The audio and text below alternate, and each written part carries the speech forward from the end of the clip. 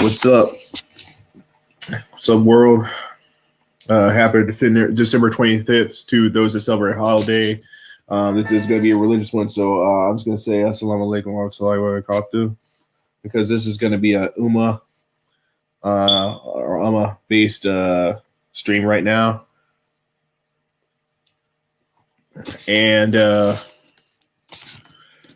so what's coming to my mind is the last couple of years of when the Christmas holiday comes through. What do people that don't celebrate it, and I mean they have convictions of reasons why they don't celebrate it, they just don't celebrate it because, oh, I got work or something like that, right? What does that mean to people? And, this also goes out to, people of other faiths, my Jewish homies, actually, well as Christians that don't celebrate it, because there's a lot of Christian denominations that also, may not celebrate Christmas as well. This goes out to also, other people of other faiths as well. But I think in particular in the West and in America in particular, Christmas is kind of like become, in my opinion, excuse my French, a bastardized holiday. It basically is a time to get together and then get presents and hang out with people.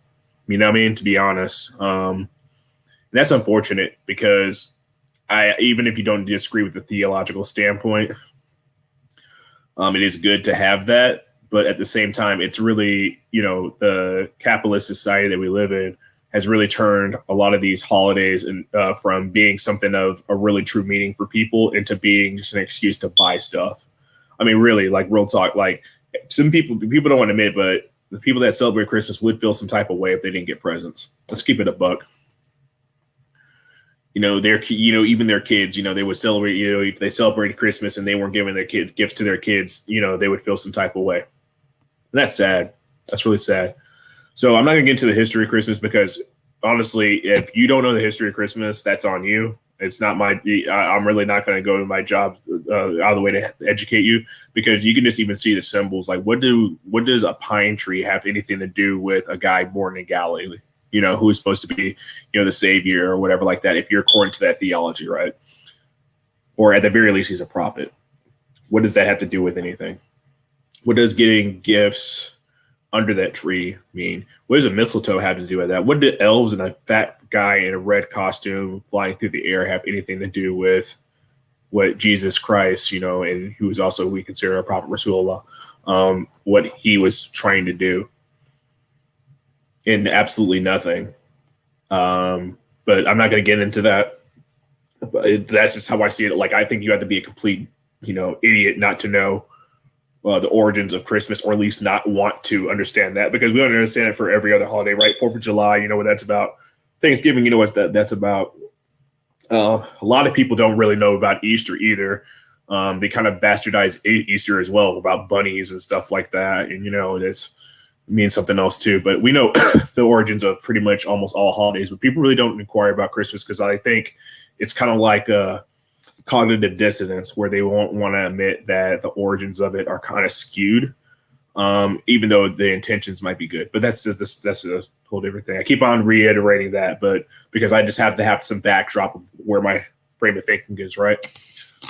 So despite that, right, I don't wish anybody that celebrates a holiday, hey, if you don't care about that, hey, more power to you. Enjoy yourself. But I think it's just very important to educate yourself on what you're doing.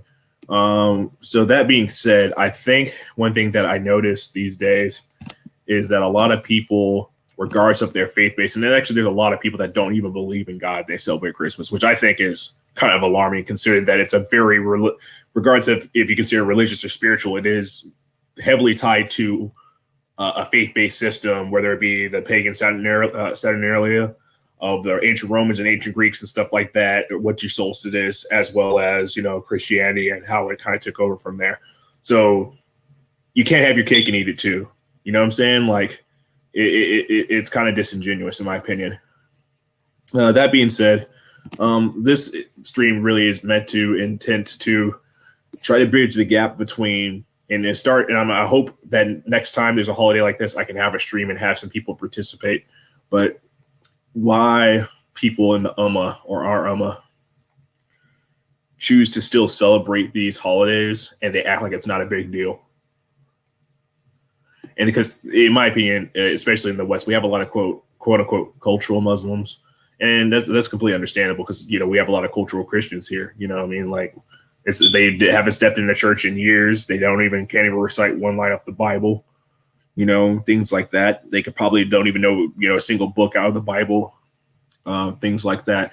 And it's understandable. It's because we live in a day and age where having a faith-based system is considered problematic. That's how I see it, right? If you have faith-based convictions and you stand by them, you're looked upon as a weirdo. While meanwhile, you know, our secular society pushes all kinds of really weird, out there things, and people don't really recognize them as that. Because last year, 5 years ago, what's the norm now wasn't the norm then. It's actually kind of scary to think that, you know, and then 5 years from now, what's normal now may be considered abnormal, like the back and forth, right? And people don't look about history like that, especially in the West. We really look at history as being linear, right? One day something could be cool, the next day it could not be cool, and then the next day could be cool. You know, and this is not like a literal 24-hour period. This could be considered in a span of time, right? So it's pretty interesting, you know, where we're kind of going to as a culture, and the abject poverty and hardships, economic hardships in particular, that a lot of people are experiencing right now makes me feel some type of way about it this time. And it's like people, they feel real cozy in their homes. They have heating, they have friends, they have family they can contact, they have gifts that they're getting. But meanwhile, like you don't even have to go down your block to see, you know, trash on the streets from people that are living exposed to the elements, people that are suffering on a daily basis, and they're not able to live up to have this wonderful holiday that you're experiencing and sharing with other people. And that's not necessarily your fault, but it is the fault of our greater society that we don't come together to try to solve these issues. Now, some people may choose that lifestyle to be out there in streets, but a lot of it has to do with mental health and addiction issues and things like that, and loneliness. And we as society, I think that we're really hypocrites to, you know, go out of our way to wish each other the best holiday. And I really see no effort on anybody as a collective to really say, hey, could we just take this time also to think about the people that aren't fortunate, that don't have the resources to spend on gifts, especially like people are really living in a bubble right now, people that are fortunate to survive these lockdowns and these job losses and things like that. Like, it's so easy for us as a society to, you know, like pat ourselves on the back. And I admit that I'm a person that's been that has been okay and stable during this time period, but I can't imagine what some families are going through. And the people in power and people of influence, it just seems like it's just, you know, business as usual because it's not affecting them. But the average American and the working class is really struggling right now. And it's kind of sad of how I see people every year get more, just the same enthusiasm. And, you know, 365 days out of the year, they don't really give a damn, pardon my French, about solving the issues of poverty in this country. And there's opportunity, don't get me wrong, for a lot of people, but for such a wealthy nation, the wealth is within a certain group of people. And I feel like we weren't the champions of industry, and we outsourced a lot of those jobs. And it's kind of sad that we didn't really focus for the long run on our infrastructure and making sure that the working class in particular has some avenue of advancement. I think we're going through generations of people that are in poverty, and it's really sad. And, you know, I really hope, you know, show mercy. That's about what I'll like, show them mercy and guidance and things like that nature. So main point is, why do so many people think it's acceptable? And it's even amongst people that, quote, don't practice or that aren't religious, right? Maybe a lot of people are miseducated on, you know, different levels of what's impermissible. And I understand that because I think like when I grew up, Christian, it was the same thing, right? Nobody knows like what the light sins are and then what the big sins are. And in particular, in my opinion, and this is not an opinion of pretty much most scholars, has written in stone, shirk is the biggest sin you could possibly ever do. You can fornicate all you want, you can drink, you can eat bacon, whatever, bro. But if you eat shirk and it's intentional, you have no shame about it. In my opinion, you might as well not even consider yourself to be somebody that practice that's even on a cultural level. Like even you're a quote unquote cultural Muslim, like that doesn't even make sense. Like you might as well just straight up worship the devil while you're at it. Honestly, yeah. Sorry, the camera angles are going a little crazy.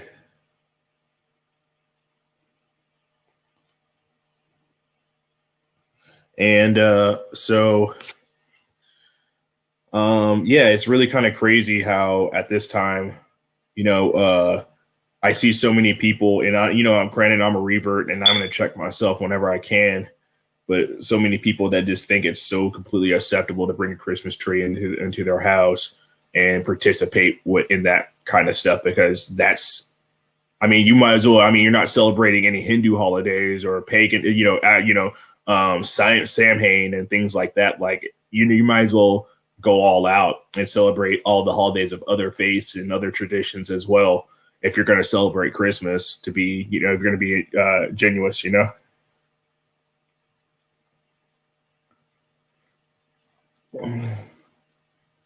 And yeah, so yeah, it's kind of sad. And I know I'm not up here to tell what other people do in their life, but I'm here just I have to get this out because maybe a lot of people aren't getting any pushback, and it's the pushback they're getting is from some dude with a really long beard and a trope, and he's just yelling at them and stuff like that. I'm just trying to rationally get people to understand that you can have fun and say you're having fun for the holidays, but just be aware of the symbols that you associate yourself with.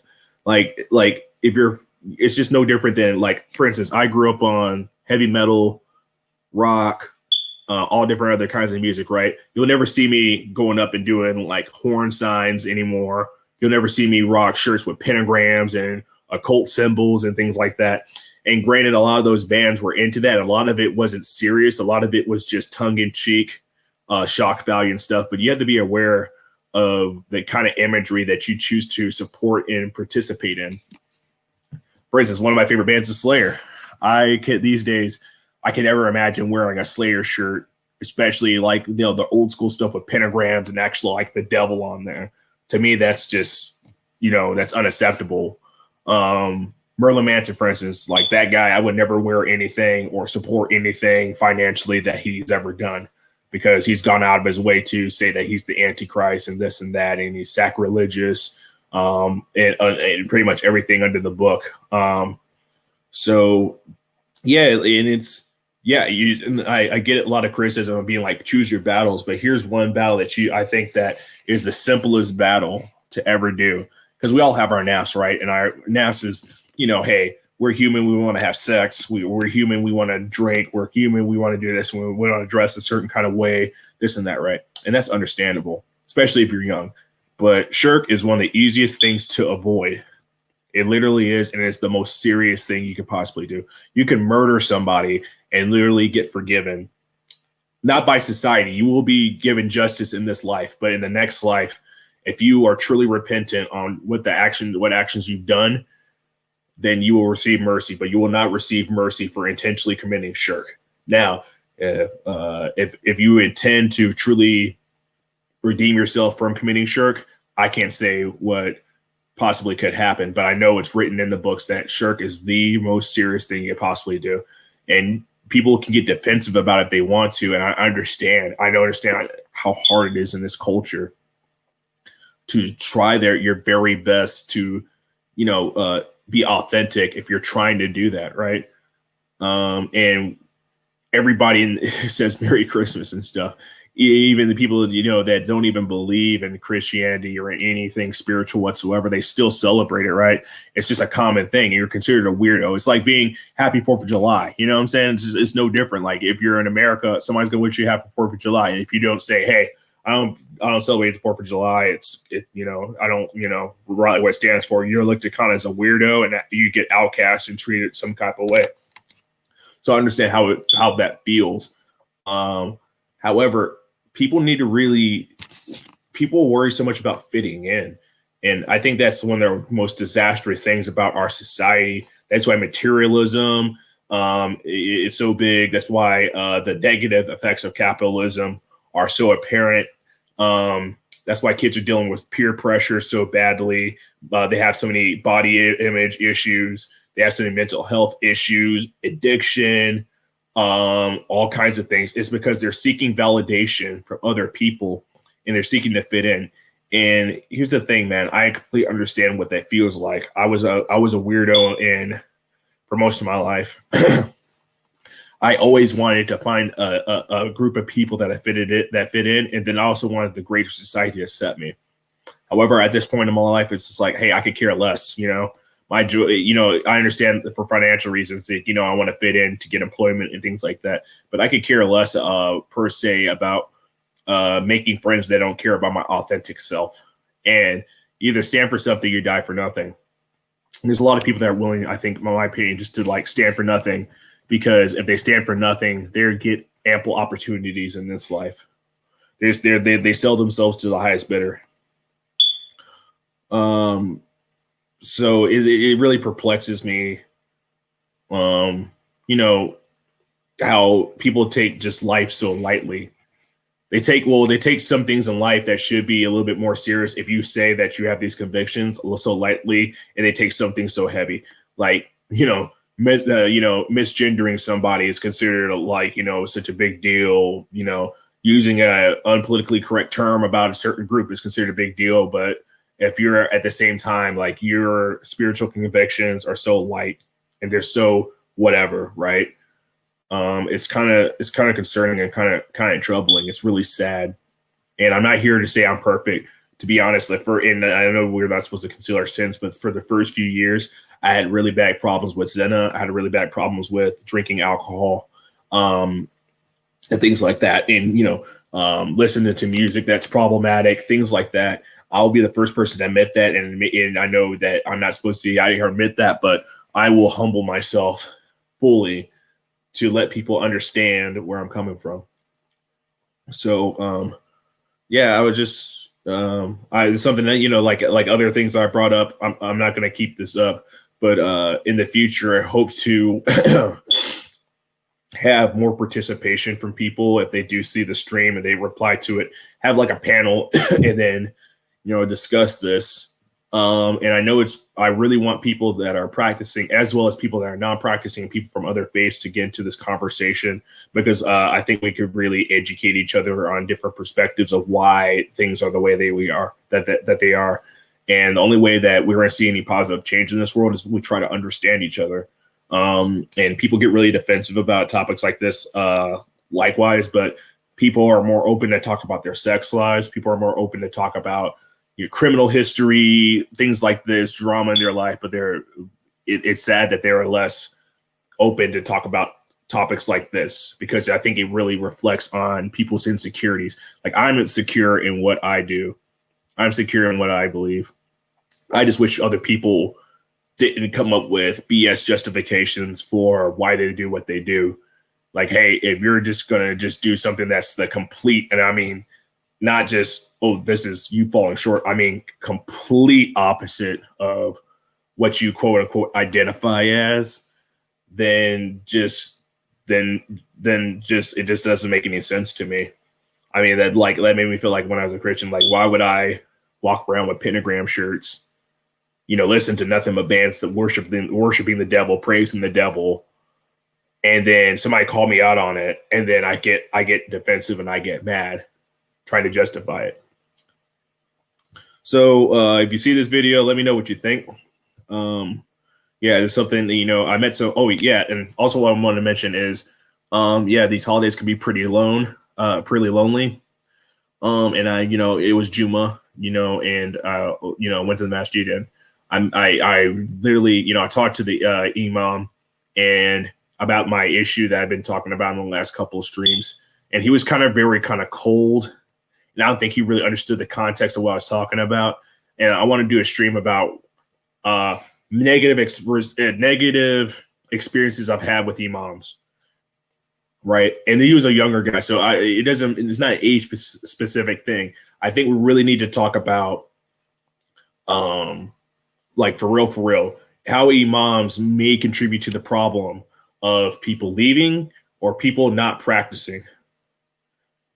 Because I'm going to be completely honest. Like, if I'm going to you for spiritual and mental clarity, and you come across me, you give me a cold shoulder, I don't know, it might be intentional, but can you imagine somebody going to the school counselor or their therapist and they get the same treatment? And especially if it's about a serious topic, and like I'm talking to you, I'm spilling my guts out right now because I'm having this struggle, and you're just very cold to me. Like, that makes me just feel completely rejected, and that I think turns a lot of people off. But anyway, I met these brothers, and man, they really made my day, and I'm going to do my best to be more involved with the community. I know lockdown is preventing a lot of things, but I think that what I should have done when I first got here is hit the ground running and getting involved with the community, and that's my fault. I know I probably could have been married by now, even though I wasn't really mature and ready for that. If things work out in life differently for everyone, but I think I really owe it to myself to get involved with the community and have an organic experience on this journey with life with other people like-minded like me. Because when I first got here, I'm kind of antisocial in general, and I succumbed to my previous vices and my previous naps a lot. So, if you see this, let me know what you think. I might start another stream later on tonight.